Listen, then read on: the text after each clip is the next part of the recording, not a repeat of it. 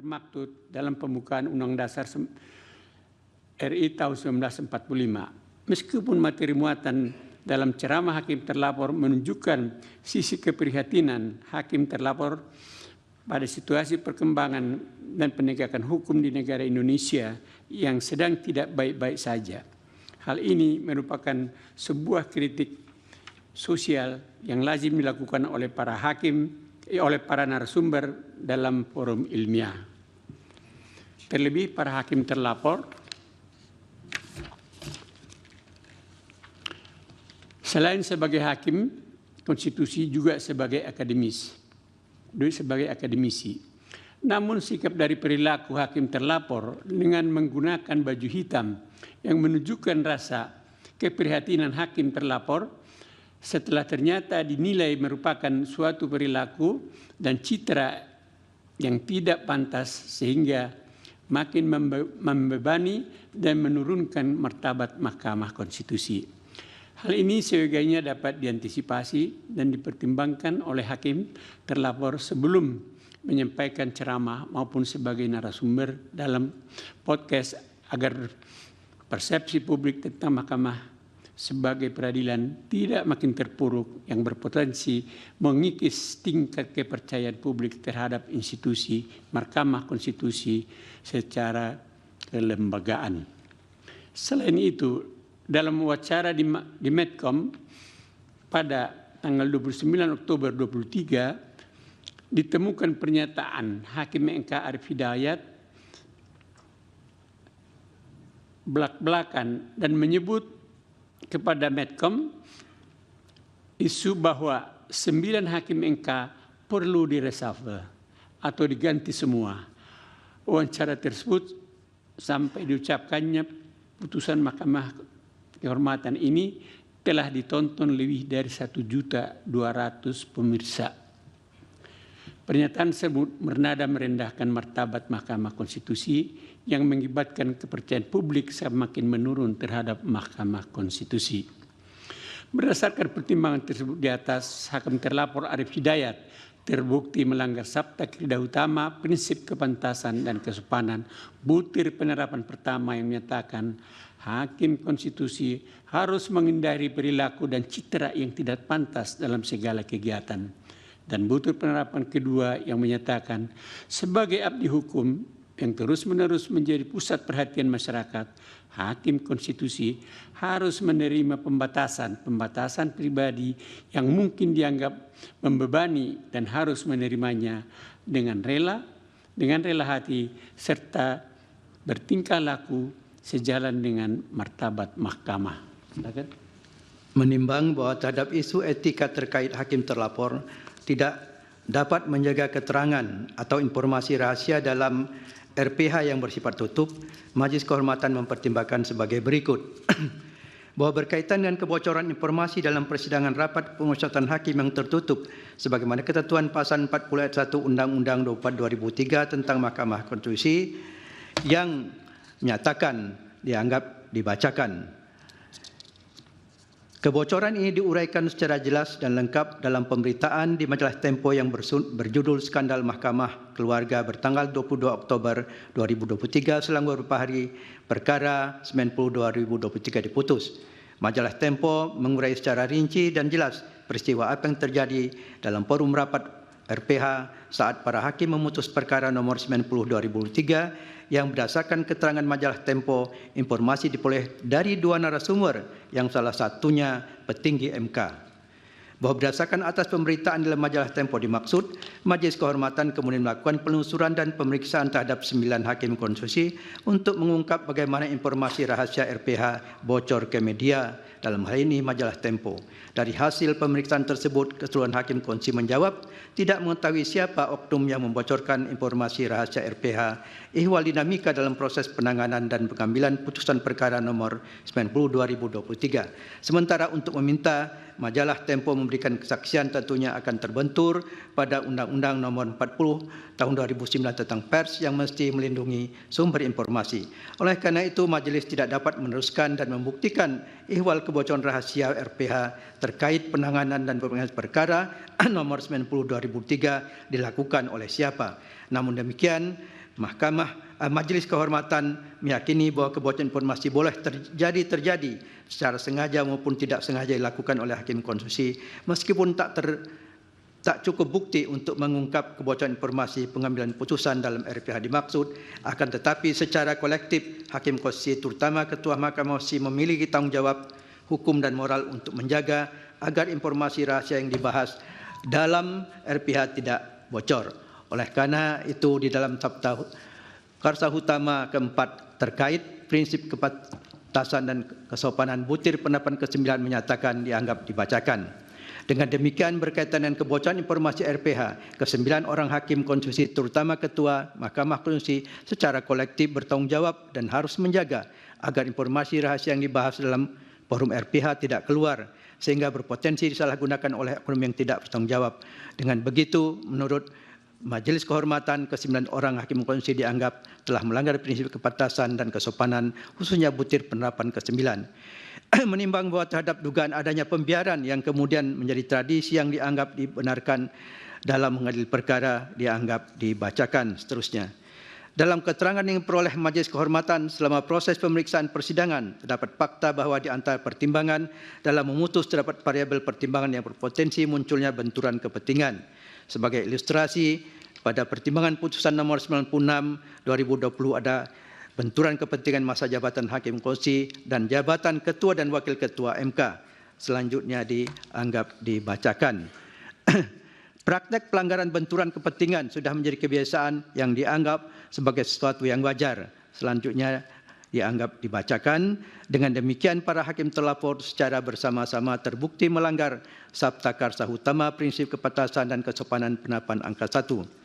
Bahwa menimbang bahwa terhadap hakim terlapor, Majelis Kehormatan mempertimbangkan bahwa hakim terlapor Arif Hidayat telah pernah dijatuhi sanksi pelanggaran kode etik dan perilaku Hakim Konstitusi sebanyak 2 kali, yaitu 1. Sanksi teguran lisan berdasarkan berita acara nomor 13 2016 bertanggal 15 Maret 2016 dan 2. Sanksi teguran lisan Dewan Etik Hakim Konstitusi nomor 18 2018 bertanggal 19 Januari 2018. Berdasarkan ketentuan pasal 32 ayat 1 nomor 2 PMK tahun 2014 tentang Majelis Kehormatan yang menyatakan dalam hal Dewan Etik menyimpulkan terdapat dugaan pelanggaran berat yang dilakukan hakim terlapor atau hakim terduga sebagaimana pasal 29 huruf C atau hakim terlapor atau hakim terduga telah mendapat teguran lisan sebanyak 3 kali sebagaimana dimaksud dalam pasal 29 huruf D, Dewan Etik mengambil keputusan menyatakan bahwa hakim terlapor atau hakim terduga diduga melakukan pelanggaran berat. Namun PMK 2 2014 ini telah dicabut dan dinyatakan tidak berlaku oleh PMK 1 2023 sehingga ketentuan mengenai akumulasi sanksi etika sebagaimana tersebut di atas dapat dikatakan tidak berlaku lagi. Dengan demikian sanksi pada perkara akuo berdiri sendiri sehingga sanksi yang dijatuhkan kepada hakim terlapor sebagaimana termuat dalam amar putusan ini tidak bersifat akumulatif. Namun oleh karena terdapat 2 laporan yang mendalilkan mengenai hal tersebut, maka menurut Majelis Kehormatan 2 sanksi yang pernah dijatuhkan sebelumnya kepada hakim terlapor tetap dipertimbangkan dalam penyatuan sanksi kepada hakim terlapor melalui putusan Majelis Kehormatan akuo. Kesimpulan dan rekomendasi. Kesimpulan. Menimbang bahwa berdasarkan uraian duduk perkara, fakta-fakta yang terungkap dalam rapat dan sidang pemeriksaan, serta pertimbangan hukum dan etika di atas, dapat disimpulkan hal-hal sebagai berikut. 1. Dugaan pelanggaran kode etik dan perilaku hakim konstitusi yang terkait dissenting opinion terhadap hakim terlapor tidak terbukti melanggar kode etik dan perilaku hakim konstitusi. 2. Dugaan pelanggaran kode etik dan perilaku hakim konstitusi yang terkait dengan narasi ceramah dalam konferensi hukum nasional di Badan Pembinaan Hukum Nasional atau BPHN dan wawancara dalam tayangan podcast Medcom ID terbukti melanggar Sabta Karsa Utama, prinsip kepantasan dan kesopanan sepanjang terkait dengan pernyataan di ruang publik yang merendahkan martabat Mahkamah Konstitusi dan menjatuhkan sanksi teguran tertulis. 3. Terhadap masalah kebocoran, informasi rahasia, kebiasaan praktek benturan kepentingan dalam penanganan perkara di Mahkamah Konstitusi, hakim terlapor secara bersama-sama terbukti tidak dapat menjaga keterangan atau informasi rahasia dalam rapat permusyawaratan hakim yang bersifat tertutup sehingga melanggar prinsip kepantasan dan kesopanan penerapan angka 9. 4. Praktek pelanggaran benturan kepentingan sudah menjadi kebiasaan yang dianggap sebagai sesuatu yang wajar. Hakim terlapor secara bersama-sama dengan hakim lainnya membiarkan terjadinya praktek pelanggaran kode etik dan perilaku hakim yang nyata tanpa kesungguhan untuk saling ingat mengingatkan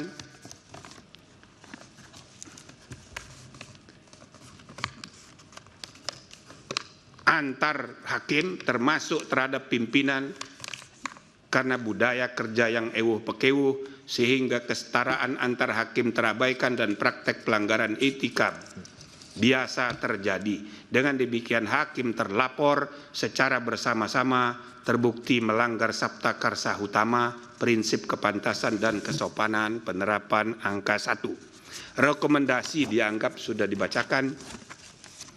Amar putusan mengingat dan seterusnya memutuskan, menyatakan 1. Hakim terlapor tidak terbukti melakukan pelanggaran terhadap kode etik dan perilaku hakim sepanjang terkait pendapat berbeda atau dissenting opinion. 2. Hakim terlapor terbukti melanggar Sabta Karsa Utama, prinsip kepantasan dan kesopanan sepanjang terkait dengan pernyataan di ruang publik yang merendahkan martabat Mahkamah Konstitusi dan menjatuhkan sanksi teguran tertulis. 3. Hakim terlapor secara bersama-sama dengan para hakim lainnya terbukti melakukan pelanggaran terhadap kode etik dan perilaku hakim konstitusi sebagaimana tertuang dalam Sabta Karsa Utama, prinsip kepantasan dan kesopanan sepanjang menyangkut kebocoran informasi rahasia, rapat permusyawaratan hakim, dan pembiaran praktek benturan kepentingan yang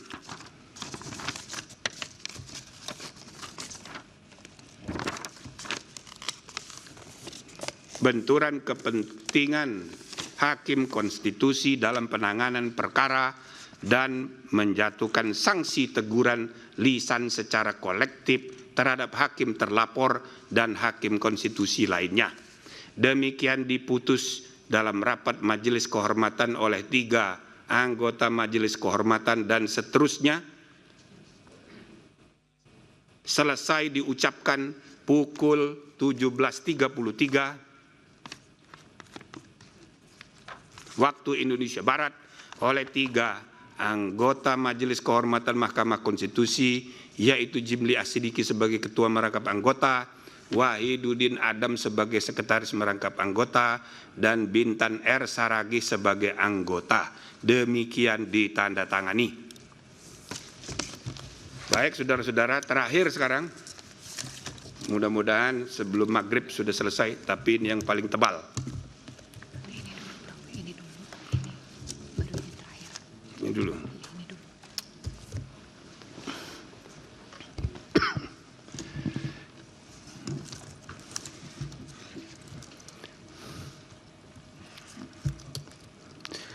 Majelis Kehormatan Mahkamah Konstitusi, putusan nomor 2, /MKMK, /L/11/2023.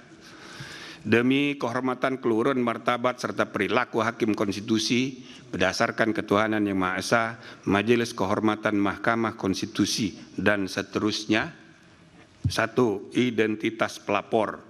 1. Denny Indrayana, advokat, dan seterusnya. 2. Pergerakan Advokat Nusantara, Perkat Nusantara, dan Tim Pembela Demokrasi Indonesia, Saudara Petrus Celestinus dan kawan-kawan. 3. Perorangan warga negara yang tergabung dalam Tim Advokasi Peduli Pemilu, TAF, Saudara Gugum Ridho Putra dan kawan-kawan. 4. perorangan warga negara yang tergabung dalam Perhimpunan Pemuda Madani, Saudara Purkon Hadjurdi dan kawan-kawan. 5. Perhimpunan Bantuan Hukum dan Hak Asasi Manusia Indonesia yang diwakili oleh Saudara Julius Ibrani dan tim. 6. Perorangan warga negara yang tergabung dalam tim advokasi peduli hukum Indonesia, nama Saudara Johan Immanuel dan kawan-kawan. 7. Lembaga Bantuan Hukum Barisan Relawan Jalan Perubahan, nama Roynal Christian Pasaribu.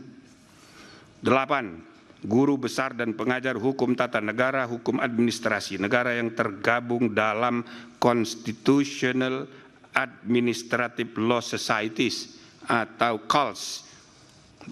Nomor 1, Profesor Dr. Hesti Armiwulan dan seterusnya. 2, nah ini karena ini profesor saya baca aja semuanya. Ya.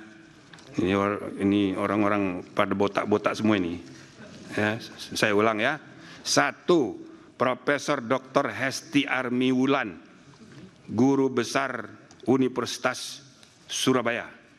2, Profesor Muhammad Ali Sapaat, Guru Besar Universitas Brawijaya. 3, Profesor Susi Dwi Haryanti, Guru Besar Universitas Pajajaran.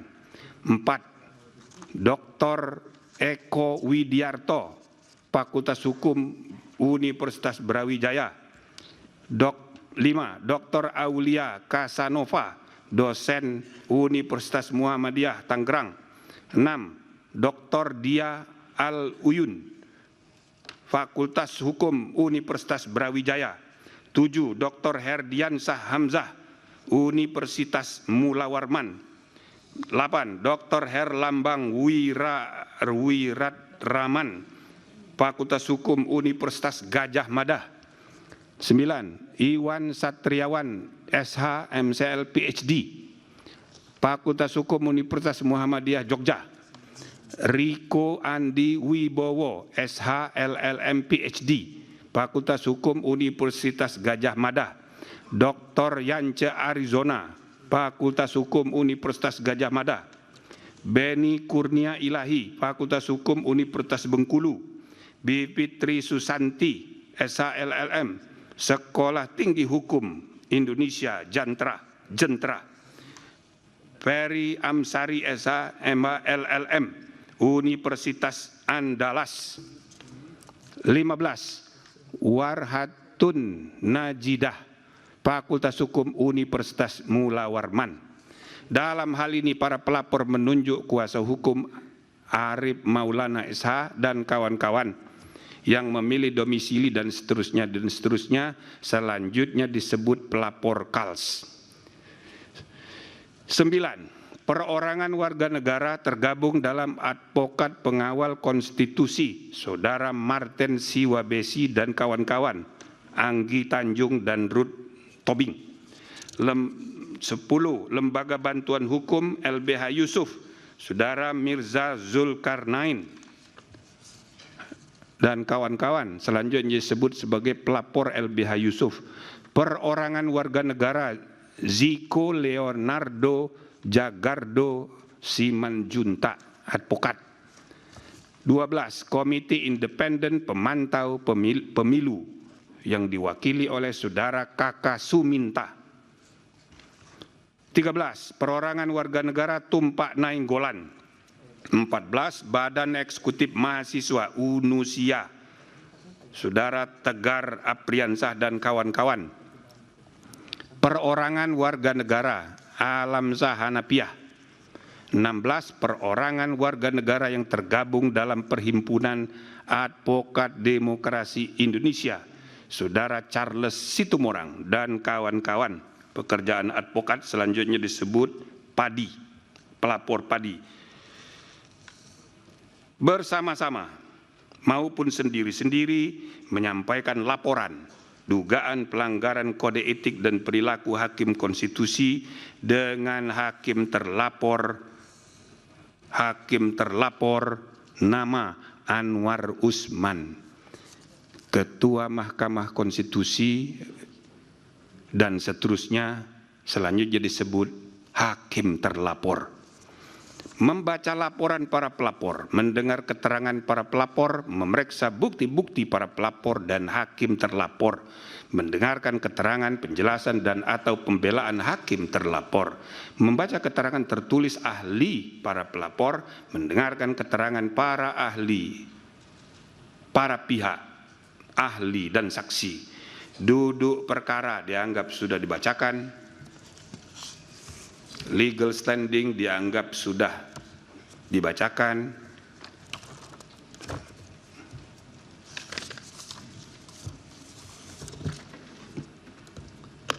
Saya, Prof. Dan seterusnya, silakan. Pertimbangan hukum dan etika menimbang bahwa sebelum mempertimbangkan kewenangan Majelis Kehormatan, kedudukan hukum pelapor dan pokok-pokok laporan Majelis Kehormatan terlebih dahulu akan menguraikan hal-hal sebagai berikut. Kewenangan Mahkamah Kehormatan menilai putusan Mahkamah Konstitusi bahwa berdasarkan ketentuan Undang-Undang Mahkamah Konstitusi dan Pasal 1 Angka 4 PMK 1 2023, Majelis Kehormatan merupakan perangkat yang dibentuk untuk menjaga dan menegakkan kehormatan, keluhuran, martabat, serta kode etik dan perilaku hakim konstitusi. Bahwa berdasarkan ketentuan Akuo, kewenangan Majelis Kehormatan sesungguhnya menjangkau dan mencakup segala upaya dalam rangka menjaga dan menegakkan kehormatan, keluhuran, martabat serta kode etik dan perilaku hakim konstitusi. Bahwa meskipun kewenangan Majelis Kehormatan menjangkau dan mencakup segala upaya dalam rangka menjaga dan menegakkan kehormatan, keluhuran, martabat serta kode etik dan perilaku konstitusi, tidak terdapat kewenangan Majelis Kehormatan untuk melakukan penilaian hukum terhadap putusan Mahkamah Konstitusi. Terlebih lagi turut mempersoalkan perihal keabsahan atau ketidakabsahan suatu putusan Mahkamah Konstitusi. Bahwa jikalau Majelis Kehormatan menyatakan berwenang melakukan penilaian terhadap putusan Mahkamah Konstitusi, maka pada saat bersama Majelis Kehormatan bukan sedang menjalankan segala upaya dalam rangka menjaga dan menegakkan kehormatan, keluhuran, martabat serta kode etik dan perilaku hakim konstitusi, melainkan telah melampaui jauh batas kewenangannya dengan mendudukkan Majelis Kehormatan seakan memiliki superioritas legal tertentu terhadap Mahkamah Konstitusi. Bahwa posisi Majelis Kehormatan dengan superioritas legal tertentu terhadap Mahkamah Konstitusi tersebut akan sama artinya dengan Majelis Kehormatan melecehkan prinsip kemerdekaan yang melekat pada Mahkamah Konstitusi sebagai pelaku kekuasaan kehakiman sekaligus melabrak sifat final dan mengikat putusan Mahkamah Konstitusi sebagaimana ditegaskan oleh pasal 24C ayat 1 Undang-Undang Dasar Negara Republik Indonesia 1945 sebagaimana dijabarkan dalam pasal 10 ayat 1 Undang-Undang Nomor 23 tentang Mahkamah Konstitusi. Bahwa benar dalam rumusan norma pasal 24 ayat 1 Undang-Undang 24C ayat 1 UUD 1945 tidak terdapat frasa yang menyatakan secara ceto welo-welo expressis verbis bahwa putusan Mahkamah Konstitusi bersifat final dan mengikat. Sifat final tersebut dapat dijumpai dalam rumusan pasal 24C ayat 1 UUD 1945 yaitu bahwa Mahkamah Konstitusi berwenang mengadili pada tingkat pertama dan terakhir yang putusannya bersifat final untuk menguji undang-undang terhadap undang-undang dasar. Sementara kata mengikat tidak terdapat dalam rumusan teks UUD 1945 melainkan dalam penjelasan pasal 10 Undang-Undang 8 2011 tentang perubahan Undang-Undang 24 2003 tentang Mahkamah Konstitusi yang menyatakan dianggap dibacakan.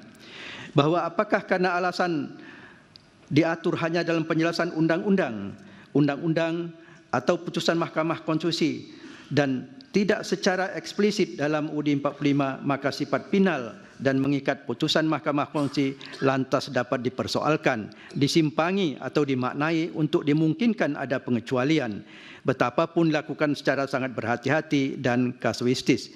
Menurut Majelis Kehormatan, pembacaan hukum mengenai sifat final dan mengikat putusan Mahkamah Konstitusi dengan cara demikian merupakan bukti yang menunjukkan cara membaca norma hukum secara titik koma belaka tanpa disertai pemahaman terhadap esensi ide atau gagasan besar di balik norma hukum itu sendiri. Sifat final dan mengikat putusan Mahkamah Konstitusi telah menjadi prinsip dan doktrin universal yang dipraktekkan oleh Mahkamah Konstitusi di seluruh dunia yang tidak perlu lagi dipersoalkan, apalagi dibantah, terlebih lagi dengan alasan yang sekedar mengedepankan di mana ketentuan itu diatur, apakah di penjelasan undang-undang, di dalam undang-undang, di dalam putusan Mahkamah Konstitusi atau dalam UUD 1945. Bahwa dengan logika dan argumentasi sebagaimana diuraikan di atas dan argumentasi lain apapun, Majelis Kehormatan berpendirian untuk menolak atau sekurang-kurangnya tidak mempertimbangkan isu dalam laporan dugaan pelanggaran kode etik dan perilaku hakim konstitusi sepanjang berkaitan dengan permintaan pelapor untuk melakukan penilaian, antara lain berupa pembatalan, koreksi atau meninjau kembali terhadap putusan Mahkamah Konstitusi in casu putusan konstitusi Mahkamah Konstitusi nomor 90 2023. Termasuk juga dalam hal ini, Majelis Kehormatan tidak akan masuk melakukan penilaian terhadap aspek teknis judisial Mahkamah Konstitusi in casu Hakim Konstitusi yang merupakan perwujudan pelaksanaan prinsip kemerdekaan Hakim Konstitusi sebagai 9 pilar konstitusi dan kemerdekaan kekuasaan kehakiman sebagai kelembagaan. Pendapat Majelis Kehormatan terhadap ketentuan pasal 17 Undang-Undang Nomor 8 2009 tentang kekuasaan kehakiman, selanjutnya disebut Undang-Undang 48 2009, bahwa masih berkaitan dengan kewenangan Majelis Kehormatan untuk menilai putusan Mahkamah Konstitusi sebagaimana laporan pelapor yang mendalilkan isu yang pada pokoknya menyatakan bahwa putusan Mahkamah Konstitusi nomor 90 2023 harus dinyatakan tidak sah, dibatalkan atau sekurang-kurangnya meninjau kembali dengan alasan putusan dijatuhkan oleh hakim yang seharusnya mundur karena mempunyai benturan kepentingan dengan perkara yang sedang ditanganinya sebagaimana diatur dalam pasal 17 ayat 5 dan ayat 6 Undang-Undang 48 2009. Dalam hal putusan yang demikian, perkara harus diperiksa kembali dengan komposisi hakim yang berbeda sebagaimana diatur dalam pasal 17 ayat 7 Undang-Undang 48 2009 sebagaimana didalilkan oleh beberapa pelapor. Bahwa terhadap dalil para pelapor yang demikian tanpa bermaksud menilai konstitusionalitas norma Undang-Undang in casu Undang-Undang 48 2009 dalam memeriksa dan memutus dugaan pelanggaran kode etik dan perilaku hakim konstitusi, bahwa selengkapnya ketentuan pasal 17 Undang-Undang 48 2009 terdiri atas 7 ayat 1, ayat 2, ayat 3, ayat 4, ayat 5, ayat 6, ayat 7 dianggap dibacakan. Bahwa menurut Majelis Kehormatan, ketentuan pasal 17 ayat 1, ayat 2 dan ayat 3, ayat 4 dan ayat 5 pada prinsipnya harus dimaknai berlaku bagi hakim konstitusi dalam memeriksa, mengadili dan memutus perkara konstitusi yang menjadi kewenangan Mahkamah Konstitusi. Adalah benar bahwa dalam perkara konstitusi in casu perkara pengujian undang-undang, objek pengujiannya ialah norma undang-undang, bukan perkara konkret. Namun sudah seharusnya hakim konstitusi sebagai negarawan memiliki sense of ethics, perasaan etis yang muncul dari dalam kesadaran nurani dan sanubari masing-masing hakim konstitusi untuk berinisiatif mengambil sikap mengundurkan diri dari pemeriksaan dan pengambilan keputusan terhadap suatu perkara, manakala dirinya sebagai hakim konstitusi tidak akan dapat bersifat objektif dan adil oleh karena perkara tersebut berhubungan atau setidak-tidaknya memiliki kepentingan langsung personal dirinya dan atau anggota keluarganya, termasuk untuk mencegah anggapan umum tentang keperbibikan hakim yang semestinya sudah dapat diperkirakan sebelumnya. Sikap demikian semestinya diambil tanpa harus didahului adanya permintaan dari pihak-pihak lain di luar dirinya, termasuk pihak yang berperkara atau publik pada umumnya. Tidak pula seharusnya hakim konstitusi menggunakan atau menggunakan alasan yang pada pokoknya berdalih bahwa Mahkamah Konstitusi mengadili norma abstrak dan atau dengan dalih pihak yang berperkara bukan merupakan anggota keluarganya sebagaimana dimaksud dalam pasal 17 Undang-Undang 48 2009. Dengan kata lain, sepanjang perkara tersebut secara jelas menyeratkan potensi kepentingan diri hakim konstitusi dan atau kepentingan anggota keluarganya, sudah seharusnya hakim konstitusi mengundurkan diri dari proses pemeriksaan dan pengambilan keputusan suatu perkara konstitusi. Bahwa dalam praktek selama ini sudah terdapat beberapa putusan Mahkamah Konstitusi yang dianggap melanggar prinsip nemo iudex in causa sua, Terhadap hal ini, Majlis Kehormatan mempertimbangkan bahawa dengan tanpa bermaksud menilai putusan-putusan dimaksud terhadap kemungkinan terjadinya praktik benturan kepentingan peribadi dalam putusan-putusan tersebut tidak dapat dijadikan sebagai alasan pembenar dalam praktik benturan kepentingan inkasu perkara 90/2023. Bahawa hal demikian tersebut telah secara eksplisit diatur dan ditegaskan dalam peraturan MK nomor 9/2006 tentang pembelakuan deklarasi kode etik dan perilaku hakim konstitusi Sabta Karsa Utama yang sudah seharusnya diketahui dan dipahami oleh hakim konstitusi, yakni prinsip berpihakan, penerapan angka 5 yang menyatakan dianggap dibacakan. Bahawa berkenaan dengan permintaan kepada Majlis Kehormatan untuk menilai keabsahan atau ketidakabsahan putusan Mahkamah Konstitusi tatkala hakim konstitusi atau anggota keluarganya mempunyai kepentingan langsung terhadap putusan telah ternyata tidak mengundurkan diri dari proses